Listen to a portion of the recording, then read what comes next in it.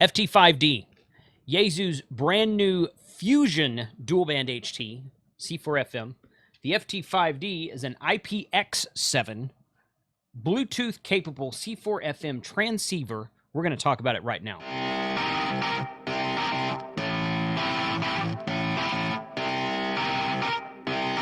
Shut up and sit down. Ham Radio 2.0, where we do reviews, news, and how-tos of things that are new in amateur radio. Thank you for joining the channel today. My name's Jason. I'm KC5HWB. And today we're going to be talking about the brand new Yaesu FT5D. This is a loaner radio, okay? Want that to be known up front. This is a loaner radio. A fan, maybe not a fan, a viewer. Call them fans. A viewer sent this to me, okay? So I didn't get it from RNL or Gigaparts or HRO or somebody like that. A viewer sent this to me. He's like, hey, I've got one. I'll send it to you. You can review it, send it back to me. I'm like, great, cool. I'll probably, after tinkering with this for a little bit, I will probably pick up the radio for myself. But a lot of the retailers that I work with were on back order because they had received several. They received the first shipment of FT5Ds, and now they're sold out, so they're waiting on another shipment. Anyway, so today we're going to look at this FT5D. Now, I'm not going to go into a lot of details about what the difference is between the 5D and the 3D, because I already did that in an interview with John Crook on this channel. So go check my lunchtime live stream from a week or two ago with John Crook on this channel that talks about the main differences between the 3D and the 5D. In a nutshell, the reason they came out with the 5D and didn't update the 3D is because so many chips and pieces of hardware were having to be changed inside the radio. They would have had to recertify the FT3D for a brand new FCC ID. If they were going to have to do that anyway, they just went ahead and said, well, we're just going to build a new radio. We're going to add some features to it that we didn't add to the 3D. We're going to take some customer feedback and add it into the radio. So they just created a whole new radio and then submitted it for a new FCC ID because the insides of the FT3D is suffering from chip shortages, discontinuations, and this kind of stuff. So we're going to take a look at the brand new FT5D from Fusion right now. This is the box. That right there. IPX7. You know, I had to look that up because I'm not even sure 100% what that meant. So I did that. So I looked it up, and IP is for ingress protection, of course. There's IP57, IP67. IPX7 immersion testing is defined as immersion in 1 meter of water. IPX7 waterproofness test requirement is that the ingress of water is not considered to be harmful in harmful quantities. This determination is made when the enclosure of the immersed in water, of the device immersed in water, is under defined conditions of pressure time. The test details include a test duration of 30 minutes up to a water depth of 1 meter or less. A product IPX7 rated is able to meet the requirements of this water ingress test. So that is what IPX7 means. A lot of the DMR radios that I use are IP67 rated, which means they're rainproof and water resistant and waterproof up to a certain point. But the IPX7 even supersedes that. So I'm going to go ahead and do an unboxing. Some of you don't like that, but some of you do. But this is an unboxing because I haven't done that in a while. So that's the manual. Yaesu's manuals are always really good. There's a lot of really good information in the manual here. Here's what the radio looks like inside. I should say, here's what the box looks like inside. As discussed on the call with John the other day, one of the really great things I like about all of these FT radios, I'm going to look at that, about this line of radios is the fact that they all use the same battery. So I always thought that was okay. So this is, he's got that's a programming cable, it looks like. I'm not sure if that came with it or if he bought that separately, but it looks like there's a place for it right there. Huh. The gentleman who sent me this said that he had bought it and he would be happy to lend it to me. It doesn't look like the thing has even been opened. I hope he knew. I hope he knew I was going to open it, because I was under the impression he had already used this thing, but this thing looks brand spanking new. There we go. Put that together like that. This is the nifty little belt case that comes with it. You can put the clip, the belt clip right here. I don't think I'm even going to open that. You put the belt clip right there, and then the radio clips onto and off of your belt. You put this on your belt. That snaps in, so you don't have to put the belt clip on the battery itself, which it'll take that. You can use extra batteries, because if you have an FT3D that you're planning on keeping, it'll take the same battery. But that's something they added. This little belt holster thing, whatever they want to call it, is not compatible with the FT3D or earlier models, because this lip that it attaches over right here is unique to the FT5D. So it's something we talked about in the interview with John a couple of weeks ago. And these buttons here are changed. Let's do a side-by-side real quick. This right here, of course, is the FT3D. You see all of the buttons are black. There's a red outline on the power button, but that's it. This is the FT5D with the red PTT and the red power button. This actually looks a little bit, I don't know how it's showing up in the camera. This actually looks a little bit more orange than red, but regardless, it's colored, it's brighter. You can see it a little bit easier. You can see right here, you set them like that. This part right here protrudes out a little bit more on the 3D than it does on the 5D. It's more sleek and into the radio here. It's not as thick in this direction. So that's a little bit better. Well, I'd say it's better. It's different. I don't know. It might be better. It might not be. Here's a different side here. There's external DC in on both of them. Micro SD card. The micro SD is up here on the 3D. Micro SD is down here on the 5D. That's a data port. That's a speaker mic. Data port and speaker mic. So there's two flaps on the side of the FT3D, and there's one flap on the side of the FT5D. There's 3 ports there. Put that in the light. Just like that. There is 1 port here, like that. And then the FT3D has the 2 flaps that go over it. That's the back. You can see the charging ports on each battery are the same. In fact, you know what I'm going to do? I'm going to take that battery off of the 3D, this battery off of the 5D. So the 3D has a green rubberized protector around this is the ports where the battery connect to, and the FT5D has a red protector. This is the port where you take off.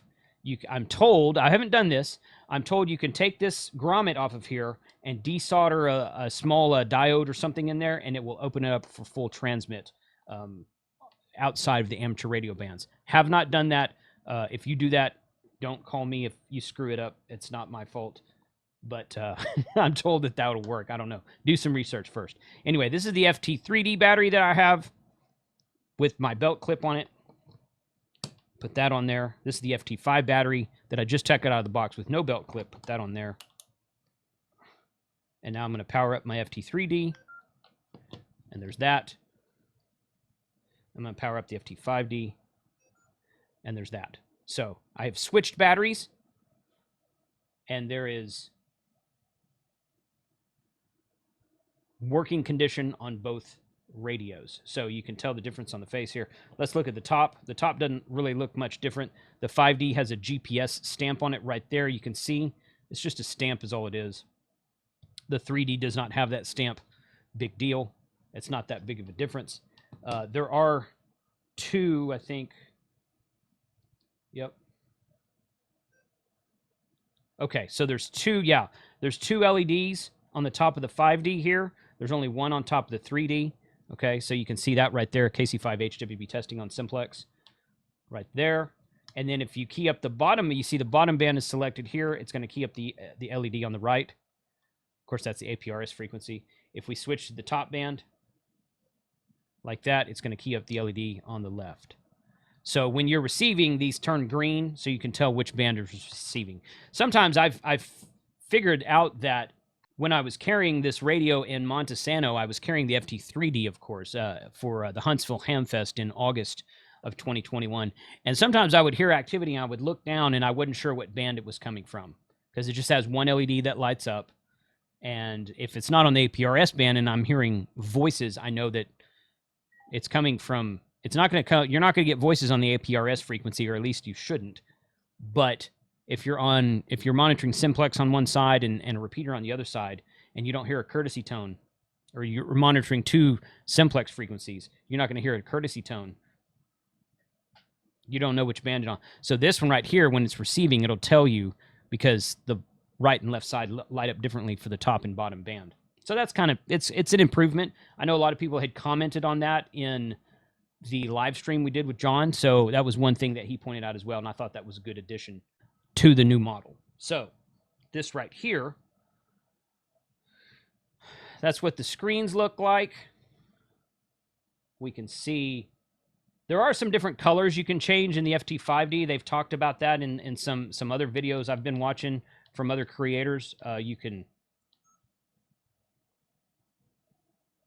go in here and change the text color on here and here. This is just default. I assume that he actually did open this thing up now because it's got 147.38 in it, and then it's got the APRS frequency in the bottom band there. So I'm going to go to menu and let's see. Okay, so that's the APRS station list of received signals, and I just opened this up. Well, I opened it up and tinkered with it before I boxed it back up and started the camera. However, I did not do anything with the APRS, so I haven't done anything at all with the APRS, and it's already received. So he has used this. He boxed it back up very well. So that's really great. But you'll see the noticeable differences on the screen here. Let's see if we can lock that screen the same way. Yep. Okay. So you do a short press of the power button to lock the screen. One thing I really do not like about this radio and about just generally touchscreen radios in general is the fact that if I take this radio, this is my FT3D, if I take this radio and I have it on my belt, and I hear activity or I just want to pick it up and do something, I'll reach down and grab it on my belt, and inevitably I hit the screen. Just trying to reach down for it because I don't know, I'm not looking at my belt, so I'm reaching for it. I touch the screen and it changes something if I don't have the screen locked. So I know a lot of people like to talk about for instance, the new ID52, which I did a video on a while back. They asked, a lot of the questions I got was it touchscreen? No, it's not. When the D70, the Kenwood THD74 came out, a lot of people asked, is it touchscreen? No, it's not. I think I even had one or two people ask me about the new Anytone ATD878 UV2 Plus, which is the newest dual band DMR HT from Anytone. They said, does it have a touchscreen? No, it does not. So right now, this is pretty much the only HT on the market that has a touchscreen. There are a couple of exceptions to that. But quite frankly, I don't like the touchscreen. I could take it or leave it. I mean, the fact that you can lock it is almost, it's almost, and here's the 5D, because I locked it too, and you can see the lock right there. When I hit it, it comes up and it says lock. I don't care if it has touchscreen. I don't care. Is it convenient? Yeah. Is it necessary? I don't really care. It seems like almost more of an inconvenience to me, especially if you're going to keep it locked all the time. I mean, why would I need to... It's locking the keys also. Yeah, okay. So on both radios, you can hit the AB physical key, and if the screen is locked, it won't change. So, which makes sense, I guess, because your keypad's locked, because you could touch the keypad when you reach down to it also. I'm spending too much time on this, but my point is that it has a touchscreen. You can lock it. I don't really care about the touchscreen. I know a lot of you do, and that's cool, but I find it more of an inconvenience than anything. Do I use it? Yeah, I still use it because it's there, but if it didn't have a touchscreen, I don't really think that I'd care. So this is a look at the two radios next to each other. Let's unlock that. Unlock. Unlock. Okay, let's turn that up a bit. Still the same volume. Okay, I'll tell you what. I'm going to turn the volume all. Here's what I'm going to do. Ooh, I just thought of a really cool test. on the 5D, if you short tap it, it makes the frequency smaller and it tells you the name of the channel. He's got this channel named AA5RO. I don't know if that's a repeater or his call sign or what that is, but it's in FM mode right here. AA5RO, you tap it again and it makes it bigger. If you want to type it in, if you want to type in a channel number, you can long press it. Go back. There we go. But since we're in memory mode right now, I can't type in a VFO frequency. So we're going to go VM. We're going to go to Vfo mode. Okay, and now we're in Vfo mode for 146.52 simplex. If I long press it, it's still a long press to go into the typing to change frequencies, to type a new frequency. But if you short press it, nothing. And that's in Vfo mode. If I was to short press it in memory mode, it would make the frequency of the number smaller and show me the channel name. So that's kind of a neat feature that the 3D doesn't have, because there we go. Because the short tap puts you into type a frequency, the type frequency menu in the 3D. So this is probably going to be loud. Ooh, gosh. All right, so what I'm going to do, I'll tell you what I'm going to do, is I've got this volume turned all the way up. I'm going to do a volume test is what I'm going to do. I'm going to walk outside. I'm going to leave this sitting right here. I'm going to change it back to the other screen. I'm going to turn the volume all the way up. I'm going to walk outside, and I'm going to key up and identify myself, and then I'm going to come back inside and switch radios. So check this out. Back up, Digits. All right, KC5 HWB testing 1, 2, 3, 4, 5. KC5 HWB testing. Transmitting on the FT5D, receiving on the FT3D. Volume test, KC5 HWB. Okay, now we're going to switch these. I'm going to put the 5D down here. I'm going to transmit on the 3D from outside. 1, 2.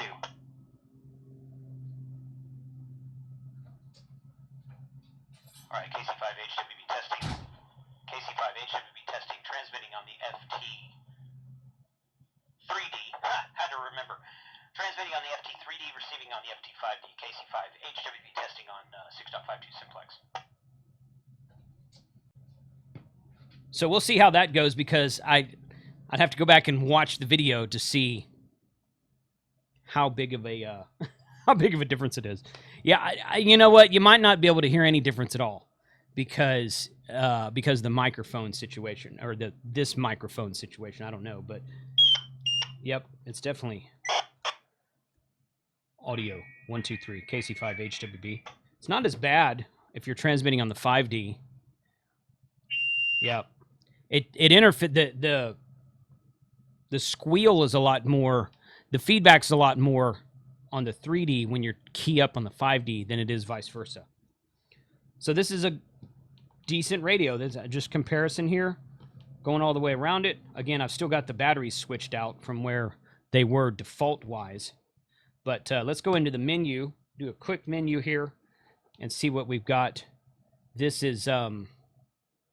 Okay, so the buttons here are different. Okay, so you got your back button at the top left of the 3D and the menu button here at the 5D. And then you've got display, AB there, band and band. The band button's in the same place. And this is your DX button here and your GM button. These are fusion buttons. One of them is for querying the repeater, and one of them is for doing something else. I forget. I'm not big on fusion. I use it, but I'm not an expert in it. So these two buttons are combined on the 5D. And then you've got your AB button here, which is up here at the top on the 5D. It's on the bottom of the 3D, top of the 5D. And then VM is your VFO and memory mode, which is right here on the 5D. So that's a button down there. And you've got, and of course, the back button right here. Back buttons here on the 3D, back here on the 5D. This Pmg mode right here is a new mode that they were talking about, an active monitor mode, where you can put up to 5 frequencies into the radio and monitor them all at the same time. If you got like a couple of repeaters, a couple of analog repeaters, maybe a simplex frequency, maybe a fusion repeater and or hotspot you want to monitor, and you want to actively monitor those. John talked about that in the live stream we did with him. He gave us some greater detail on that, so go check that out, that video. He explains it a lot better than I can. But going back into the menu here, I'm going to go back, and we're going to right there. Okay, so we're going to go into menu. You've got your menu there. If I hit back, it's got a 2-menu system. Typical Yaesu. They've got a bunch of menus buried behind one key. I'm not saying that's good or bad. I'm just saying it's typical Yaesu. The FTDX10 is very similar to that. So, of course, AB switches you from the top and bottom band. You can go here. This one does have multi-band receive. On the A band, it will receive the shortwave band from 1.8 to 30 megahertz. It'll receive 30 to 76 megahertz. It'll receive 76 to 108 megahertz for the FM broadcast band, and it'll receive 108 to 137 megahertz for the air band. The B band will not receive any of those. It'll receive all of the 2-meter, top of the 2-meter from 174 to 222, 222 to 420, 420 to 470, 470 to 580. And then in addition to that, the A band will receive 470 to 800 and 800 to 999. So basically what they're saying is the A band has an extended receive that the B band does not have. So I'll do a screen overlay here, or I probably just did it, and you guys can check that out. But don't think your radio is broken if the B band won't go to all these other receive frequencies. You can switch mode. DN is digital narrow. Auto is going to be the AMS mode, which I don't really like. I've said that before in other videos. And then FM is going to straight FM. DN is always DN. Don't see a VW mode in here. I might have to ask about that later. There's 540 AM. 1.8 AM. 50 megahertz AM. 108 megahertz AM. 2-meter band, 440, 220, 433, 470, 860. The 860 will go all the way up to 999, so that's kind of fun. So this is kind of like a brief overview of the radio. And like I said, probably once I get the opportunity from one of the retailers that I work with, I'm probably going to pick this up and start tinkering with it a little bit more. But right now, it is a loaner radio that I just wanted to get a video up about. I did want to unbox it. I did want to show what was in the box. I did want to do a side-by-side comparison for physical features and menus. What other tests or features or interface things would you like to see in the next video upcoming? Let me know what you think. Put a comment below. Thanks.